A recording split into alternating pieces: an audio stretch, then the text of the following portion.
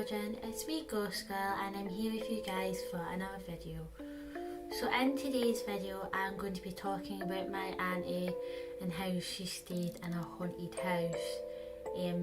This is a story that me and my auntie sometimes tell our people at family gatherings and stuff.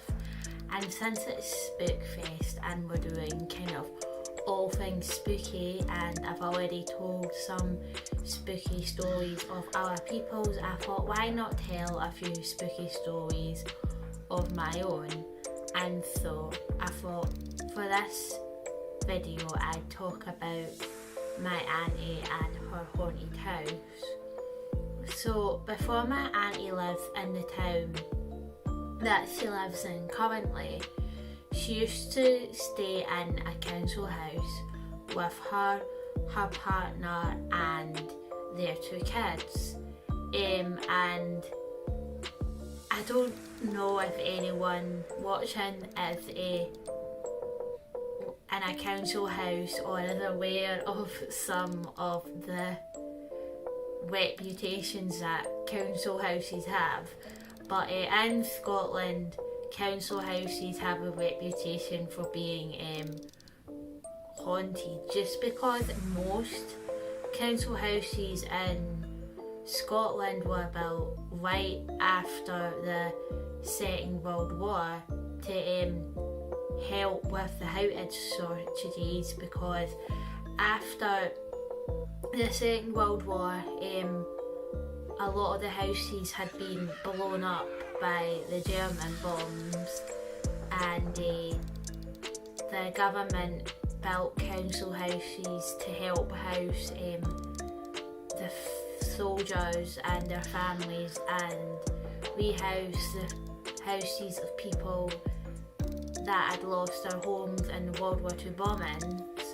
And we all know that World War II was, well, almost 80 years ago now, maybe more than that.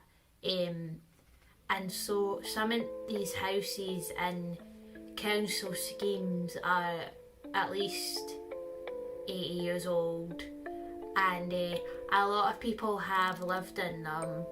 So there's some of them that are most likely bound to be haunted. The house that I'm living in, this house was built in the 20s, so it kind of explains why this place is haunted. But I'm not going to talk about my house today. That's a story for another day. Today I'm going to be talking about my auntie's haunted council house. And for some of you guys that know about council houses, because that many tenants stay in council houses, and some tenants stay in council houses all their life, but a lot of council houses seem to have a lot of tenants, and it's very difficult to get information on a council house's history and the people that live there, because they don't own the house. It's owned by the council, so and the council are very strict about these things, so it's very difficult to find out the history of a council house. So when I was trying to do actual research on that house, I couldn't find anything. All I could really find was that the house was built after the Second World War as part of a new scheme, because in my local town a bunch of new areas were built to help a house and accommodate people after the war.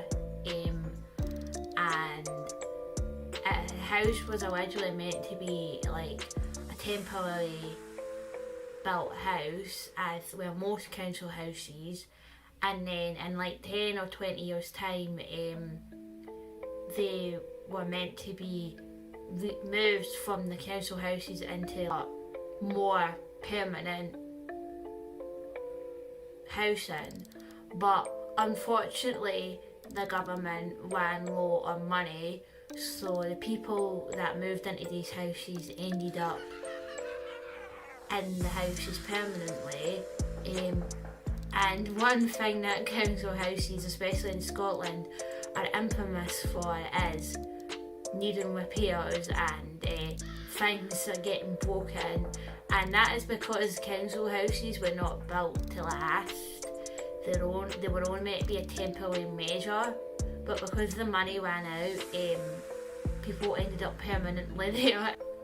So when my auntie moved into the house in the 80s, she moved in the house with her partner and her soon-to-be born child. When she was in the house, staying in the house, she gave birth to my big cousin, and then several years later, my older cousin, and there's a 7-year age gap between me and him. And a lot of stories she told me about that house growing up. A lot of stories my cousin has told me and my other cousin, and I'm just going to be combining all the stories that they told me together. So basically, my auntie told me that when she was in the house, she used to feel like there was a man watching her, and she could never feel comfortable in that house. She always used to have to go to sleep with the TV and a light on. My mum, when she stayed in that house, experienced a few things also.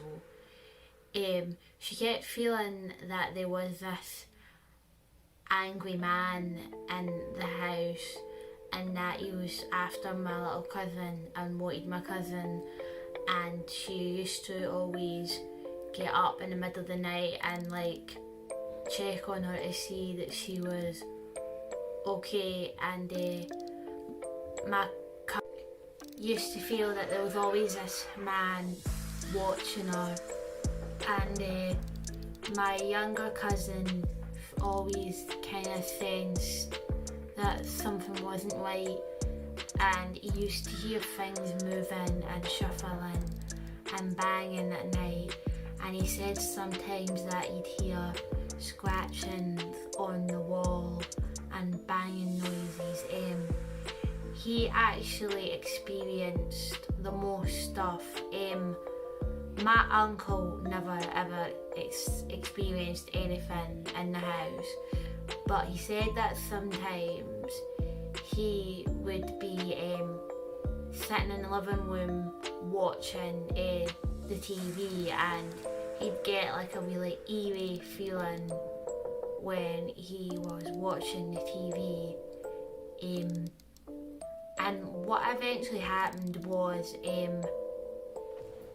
my auntie and my uncle split up, and my auntie ended up moving with my youngest cousin into a house at another town, and then my oldest cousin ended up going and staying with years until she eventually moved out and got her own place. But I remember being a kid and being in that house and feeling very uncomfortable and hearing noises and looking around and seeing shadows and almost feeling like there was a man watching me. And I remember walking down the stairs one day and seeing the figure of a man at the bottom of the stairs, and I just didn't like that house.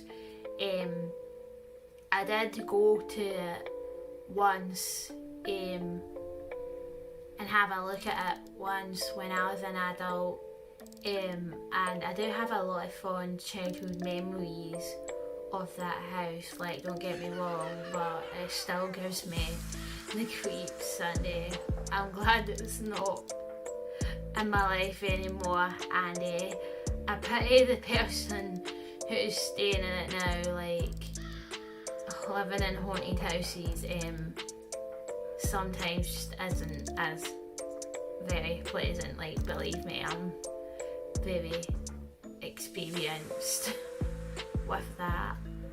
But that is the story for today, my spooky children. I hope you enjoyed it today, and if you did, please like this video, comment down below, subscribe, click on the notification bell so that you'll be notified when my next videos comes out. Also, don't forget to follow me on Twitter and become a Patreon of mine. If you were to follow me on Twitter and become a Patreon of mine, I'd be very grateful for that. I'm also doing psychic readings on my Patreon, so if you'd like a reading, come to my Patreon where I do my public readings. And that is everything for me today, my spooky children. I hope you have enjoyed this video today, and goodbye.